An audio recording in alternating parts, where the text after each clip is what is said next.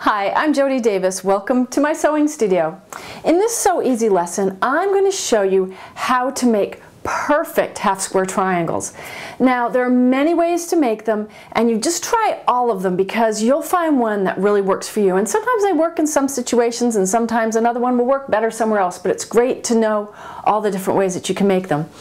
In this method, what we're going to do is make them bigger than the pattern calls for. For instance, if you need ones that finish 1.5 inches, we're going to make them larger, and then what you're going to do is cut them down to that 1.5 finished size.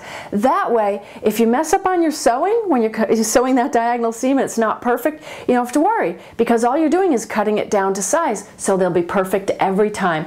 And if you waste a little fabric, oh well, then you got to go buy some more. Too bad. Let me show you how.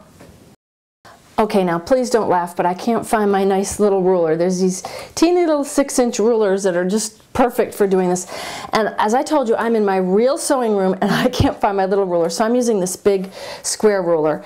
And it works just fine, it's just that it's big, but it's exactly the same principle. But it shows you why some tools are made better for a certain purpose.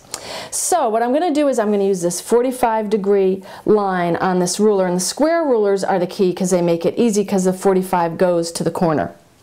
Okay, now this is what's so great about this method. What I'm going to do is I'm going to take this 45-degree line on my ruler and match it up with the seam on my block, which is a 45-degree seam really.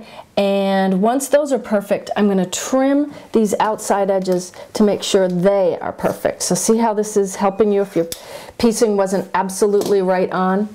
And now what I'm going to do is turn this baby around.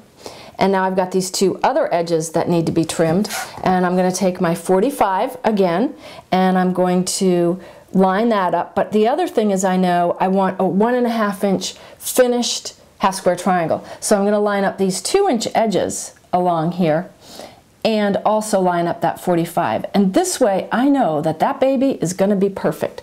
So see how sort of out of whack this would have been had it been left the way it was? So now we know that that all lines up perfectly. It'll sew into our patchwork perfectly. And you know, when you start with the small things being right, then as it gets bigger and bigger, it'll be right-er. For more videos like this, go to fonzimporter.com.